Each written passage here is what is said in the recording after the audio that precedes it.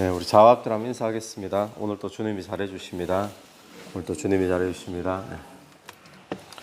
네, 오랜만에 뵙습니다.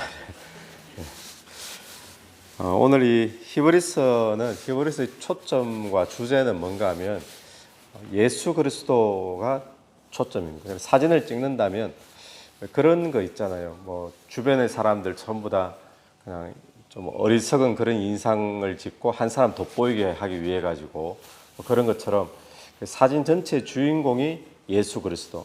사진으로 친다면 독사진을 딱 찍는 예수 그리스도를 위한 그 장면이 히브리서 전체에 계속 나오고 있는데, 예수 그리스도의 그 은혜로 또 피로 우리가 구원을 받은 것이 구약의 제사로 따지면 어떤 것이 되는가, 이게 진짜 제사가 여기 있다라는 것을 이 히브리서에서 계속 우리에게 보여주고 있는 특징이 있습니다. 그래서 오늘 이 본문은 어제 본문하고 사실은 이어서 봐야지 연결이 되는 본문인데요. 우리 어제 본문을 앞장 한번 넘겨보십시오. 어제 본문을 보면 그 10절이 어제 마지막 본문의 9절이죠. 거기에 보시면 이런 것은 먹고 마시는 것과 여러 가지 씻는 것과 함께 육체의 예법일 뿐이며 개혁할 때까지 맡겨둔 것이니라. 개혁할 때까지 맡겨둔 것이다, 이렇게 이야기를 하죠. 개혁이 되어지면 어떻게 된다는 겁니까? 이건 이제 끝났다는 겁니다. 개혁이 되어지면 그 기능은 완성되었다, 이제 뭐 목표 달성했다, 이런 거죠. 그러니까 여기서 개혁될 때까지 맡겨둔 것이 뭔가 하면 이 세상에 있는 성소를 이야기하는 거예요. 이 땅의 구약의 백성들이 들었던 그 성소, 그리고 제사 제도, 예법, 이런 것들은 개혁될 때까지만 딱 맡겨둔 거. 개혁이 딱 되어지면 이거는 없어져도 되는 거, 이런 거에 되는 거죠. 왜냐하면 진짜가 오기 때문에. 그럼 개혁은 뭐냐?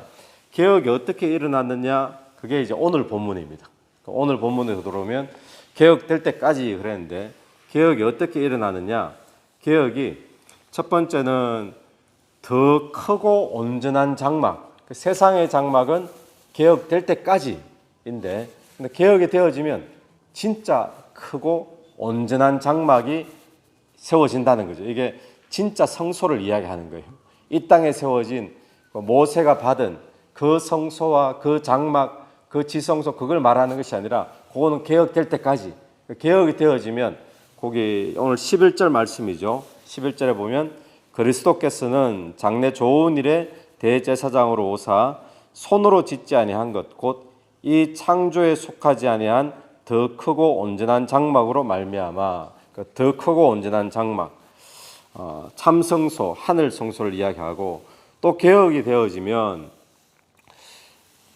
12절입니다. 염소와 송아지의 피로 하지 아니하고 오직 자기 피로 영원한 속죄를 이루사.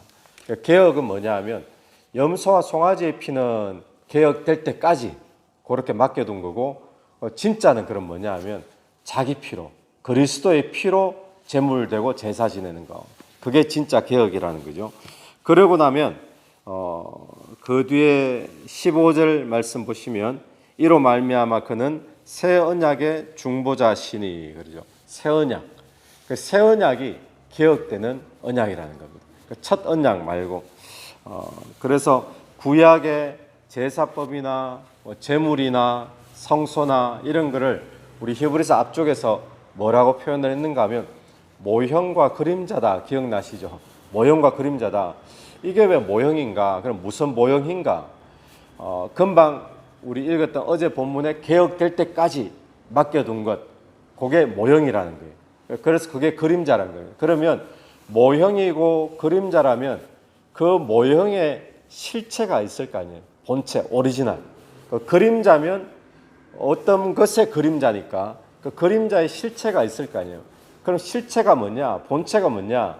그게 지금 개혁되어서 나타나는 요게 지금 본체고 실체고 오리지널이라는 겁니다. 다시 정리하면 이런 거예요. 모형과 그림자는 이 땅에서 사람 대제사장들이 제사장 역할을 한다고 제사 지내고, 이게 모형과 그림자인데, 오리지널에서는 뭔가 하면 예수 그리스도가 대제사장인 것, 요걸 지금 모형으로 보여준 게 구약의 제사 제도였다는 거예요. 또 장소는 어디죠? 이 땅의 성소가 모형이고 그림자라면 그럼 오리지널은 뭐냐? 오리지널은 창조에 속하지 아니한 사람 손으로 짓지 아니한 하늘에 있는 성소, 더 크고 온전한 장막, 이게 지금 오리지널이라는 겁니다.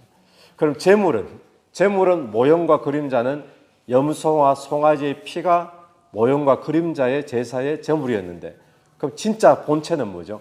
예수 그리스도의 피, 자기 피, 그 제물로 드려지는 제사가 진짜 제사라는 거죠. 그러고 나면 진짜가 딱 왔잖아요. 그것이 바로 예수 그리스도가 이 땅에 성육신에 오셔서 하나님의 어린 양이 되어 주셔가지고 피 흘리고 돌아가신 십자가의 사건이 그럼 뭐냐? 그게 진짜라는 거예요. 그게 오리지널이라는 거죠. 아멘이시죠? 네, 그게 오리지널입니다. 그러니까 진짜가 딱 오니까 옛날 그런 모형은 더 이상 필요합니까? 필요 없습니까? 저는 이 비유를 많이 쓰는데 뭐하고 똑같은가 하면 요즘도 한국에 그런가 모르겠어요. 아파트 처음에 짓기 전에 분양하려고 모델하우스를 세우잖아요. 그 모델하우스 가면 예쁘죠. 안에 가전도구 뭐 다 준비되어 있고, 그리고 보면 아주 살 수 있겠다 싶은데 근데 밖에 나오면 껍데기잖아요. 그죠? 그냥 판자로 이렇게 만들고 안에 모양은 똑같이 만들어 놨어요. 그게 모형이잖아요. 그림잖아요. 그런데 진짜 아파트가 딱 세워지면 모델하우스가 어떻게 하죠? 진짜가 딱 세워졌으면 모델하우스 이건 다 무너뜨려라, 없애버리잖아요. 아무도 안 세워두죠. 그렇게 예쁘게 잘 지었었어도. 그런 것처럼 예수 그리스도의 십자가의 보혈의 그 그리스도의 진짜 제사가 딱 세워지니까 그러면은 모형은 다 무너뜨려도 되는 거예요. 그래가지고 성전이 무너집니다.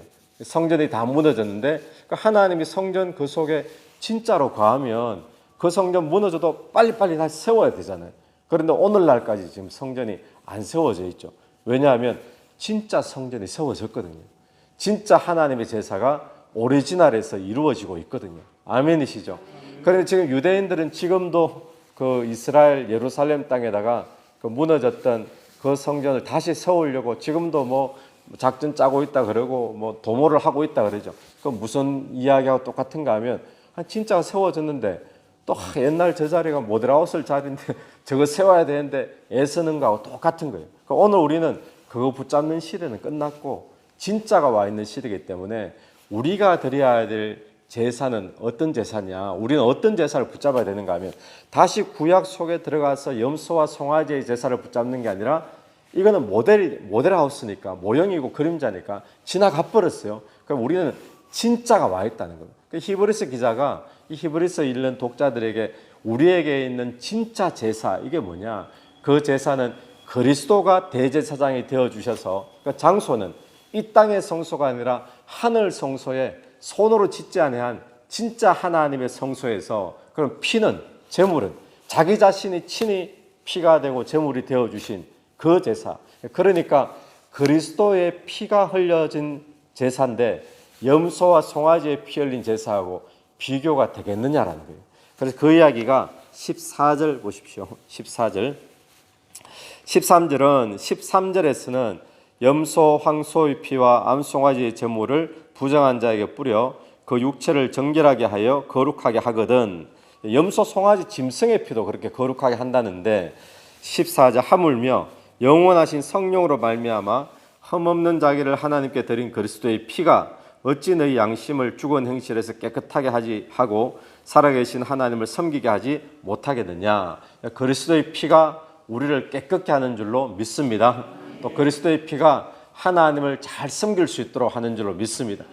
그래서 오늘 또 이 아침 우리가 의지하고 붙잡고 나가는 게 그리스도의 피인 거예요. 어린 구약의 어떤 짐승의 피가 아니고, 왜냐하면 이 그리스도의 피가 짐승의 피보다 훨씬 더 능력 있고 우리로 하여금 하나님 앞에 나갈 수 있는 길이 되게 만들어 준다라는 것이죠. 그래서 오늘 또 우리는 바로 이 제사를 의지하고 이 제사를 붙잡고 하나님 앞에 나아가는 줄로 믿습니다.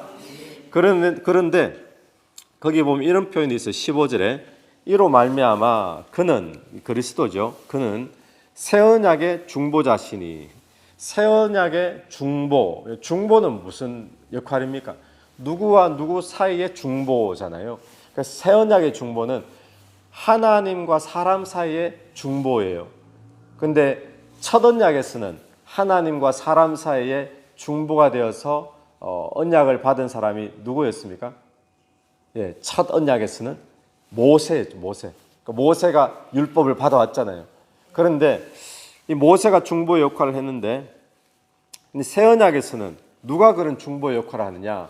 그리스도가, 하나님이 직접 몸을 입고 오셔가지고는 하나님과 우리 사이를 연결시켜주는 그 언약의 중보자가 되어주셨다는 겁니다. 그래서 옛 언약은 이게 파기가 되어버렸죠. 깨어져 버렸죠. 실패한 겁니다. 실패라기보다 이게 언약이 인간으로서 실패가 되어지죠. 그 언약에서 지금 이제 두 가지 언약을 신약에서는 이야기를 합니다. 헬라어에서 예전에 히브리서 할 때 혹시 기억나실지 모르겠는데 순데케, 디아데케 그런 설명 한번 드린 적이 있거든요. 그 언약에는 두 가지 종류인데 첫 번째 종류는 뭔가 하면 서로 쌍방이 상호 의무를 져야 될 조건인 거예요. 그래 한쪽에서 그 의무를 깨트려 버리면 이 언약은 깨어져 버리는 겁니다. 그래서 지금 첫 언약의 중보가 되는 모세를 통해서 받은 언약은 어떤 언약이냐 하면 그 쌍무적인 성격이 있는 그런 언약이었어요. 양쪽 쌍방이 다 책임을 지고 의무를 져야 되는, 한쪽이라도 의무를 안 지면 깨어지는데 이게 이스라엘 백성들이 하나님 앞에서 자꾸 말씀 안 지키고 언약을 깨트려 버리니까 결국 이 언약이 깨어져 버렸죠. 그런데도 불구하고 하나님께서는 우리를 끝까지 붙잡으시는데 그러면 옛 언약, 첫 번째 언약은 깨어졌고 하나님 우리에게 두 번째 새로운 언약을 주시는데 이 새로운 언약은 그리스도가 중보가 되어 주셔가지고 주신 언약인데 성격이 뭐냐 하면 이거는 디아데케의 성격인 거예요. 디아데케는 뭔가 하면 편무적인 언약. 한쪽에서 일방적으로 이걸 주권을 가지고 우리에게 이끌어가는 그런 언약. 하나님의 은혜죠. 그러니까 내가 심지어는 이렇게 하든지 저렇게 하든지 상관없이 내가 심지어는 하나님 말씀 제대로 못 지키고 넘어진다 할지라도 하나님이 일방적으로 이끌어 간다는 거예요. 그 새 언약의 특징이 그런 특징인데 그러면 예를 들면 이런 거죠. 뭐 수능고사 끝나고 나면 뭐 외식 가자 이러면 수능을 잘 치든 못 치든 외식 가는 거예요. 그러니까 이건 일방적인 거잖아요. 근데 수능에서 점수가 얼마 이상 나오면 뭐 차를 사줄게. 이거는 이제 순대케 언약인 거예요. 이건 쌍방의 언약이죠. 그럼 점수가 안 나오면 국물도 없지. 이렇게 안 나오면 없는 거예요. 근데 원래 첫 번째 언약은 그런 성격의 언약이었는데 두 번째 언약은 우리와 상관없이 하나님이 일방적으로 우리에게 은혜를 베풀어 주시겠다라는 것이 두 번째 언약인 거예요. 그러니까 오늘 이 본문에서 어제 본문과 연결시켜서 봐야 된다 그랬잖아요. 개혁 때까지 맡겨둔 것. 개혁 때까지 맡겨둔 건데 개혁이 뭐냐 했을 때 개혁이 그리스도가 대제사장이 되시고 이 땅의 성소가 아니라 하늘 성소에서 이루어지는 제사고 그 제물은 예수 그리스도의 보혈로 직접 흘린 그 제물이고 그를 통해 일어난 결과는 뭐냐? 근데 그를 통해 일어난 결과가 하나님과 우리 사이가 새로운 언약 관계로 이루어졌다는 거예요. 새로운 언약 관계. 그 언약 관계는 첫 번째 언약하고 다르다. 모세를 통해 받은 언약과 다르고 모세는 사람이잖아요. 심부름꾼이잖아요. 근데 모세가 아니라 하나님 그 자체가 이 땅에 오셔가지고 본인이 피를 흘려가지고 맺어준 언약이니까 이 언약은 어떤 언약이냐? 이 언약은 하나님의 일방적인 은혜의 언약인 거예요. 아멘이시죠? 그래서 오늘 또 그 언약 속에서 우리가 이끌어져 가고 있는 줄로 믿습니다. 그래서 15절을 다시 보십시오. 이로 말미암아 그는 새 언약의 중보자시니 이는 첫 언약 때의 범한 죄에서 속량하시려고 첫 언약 때 나오잖아요. 그죠? 범한 죄에서 속량하시려고 죽어사 부르심을 입은 자로 하여금 영원한 기업의 약속을 얻게 하려 하심이라. 첫 언약 때 범죄했어요. 그래서 그 죄 때문에 죽을 수밖에 없는데 그 죄를 속량시켜 주는 것이 새 언약이라는 겁니다. 그러니까 새 언약의 결과는 영원한 기업의 약속을 얻게 하려 하심이라. 오늘 또 저와 여러분이 예수 그리스도의 피로 이루어진 그 새 언약의 그 제사 때문에 우리가 영원한 기업을 얻게 되는 줄로 믿습니다. 근데 16절에 유언은 유언한 자가 죽어야 되나니. 근데 여기 유언은 언약이라는 단어하고 같은 단어가 쓰여졌어요. 이게 디아데케가 쓰여진 거예요. 디아데케. 이 유언은 죽어야지 유언이 효력이 발생하는 것처럼 17절 유언은 그 사람이 죽은 후에야 유효한 적. 근데 누가 죽었어요? 예수 그리스도가 죽었잖아요. 예수 그리스도가 피 흘려 죽으심으로 말미암아 하나님과 우리 사이의 언약이 이제 발동이 시작된 거예요. 유효가 시작된 줄로 믿습니다. 그래서 그 유효가 시작되어서 오늘 또 우리는 하나님의 자녀로 살아가고 하나님의 그 은혜 속에서 살아가는 그런 백성이 되어졌다는 겁니다. 그러니까 한 번 더 정리하면 새 언약, 이 새 언약은 무엇이 문제인가 하면 내가 이렇게 사느냐 저렇게 사느냐 문제가 아니에요. 새 언약의 문제는 내가 하나님이 나에게 일방적으로 언약을 맺어주셨는데 이 사실을 내가 믿느냐 안 믿느냐의 문제가 되어지는 거죠. 새 언약은. 그래서 이 언약의 중보가 그리스도다. 그래서 그리스도의 피가 오늘 또 저와 여러분을 모든 죄에서 깨끗게 해주신 줄로 우리 첫 번째 우리가 믿게 되길 간절히 바랍니다. 그래서 14절 마지막을 보면 그리스도의 피가 우리를 깨끗게 하고 살아계신 하나님을 섬기게 하지 못하겠느냐. 그 첫 번째 피의 능력이죠. 두 번째는 그리스도의 피가 우리로 하여금 16절 17절 보니까 유언한 자가 죽어야 했잖아요. 예수님이 피 흘리고 죽으셨잖아요. 그러니까 그리스도의 피가 우리에게 새 언약의 효력을 시작해 만든 그러니까 하나님과의 새 언약의 관계. 그게 어떤 관계라고요? 하나님의 은혜의 언약의 관계라고 그랬죠. 은혜의 언약. 나의 어떤 조건과 상관없이. 그래 지금도 하나님이 우리를 잘해주시는 그런 영원한 언약 관계에 들어가게 만들었다는 겁니다. 그래서 오늘 우리가 이 언약 관계 속에 있다는 사실을 기억하고 우리가 붙잡는 제사는 구약에 나타난 제사가 아니고 모형과 그림자가 아니라 우리가 붙잡는 제사는 예수 그리스도 제사, 하늘 성소에서 이루어진 제사, 진짜 실체의 제사를 우리가 붙잡고 있기 때문에 그 언약을 붙잡는 사람은 그 제사를 붙잡는 사람은 하나님과 어떤 관계 속에 들어가느냐? 하나님의 은혜의 언약 관계 속에 들어가는 자가 되는 줄로 믿습니다. 그래서 이 이야기는 하나님이 우리를 지금도 반드시 내가 너를 복주고 복주며 번성케 하며 번성케 하리라. 오늘 또 우리를 잘해주고 계신다는 거예요. 은혜 베풀어주고 계신다는 거예요. 할렐루야. 오늘 또 그렇게 하시는 주님을 믿느냐 안 믿느냐의 문제인데 오늘 또 우리가 그 믿음으로 나가는 그런 복된 하루가 되기를 간절히 바랍니다. 같이 기도드리겠습니다. 하나님 은혜를 감사합니다.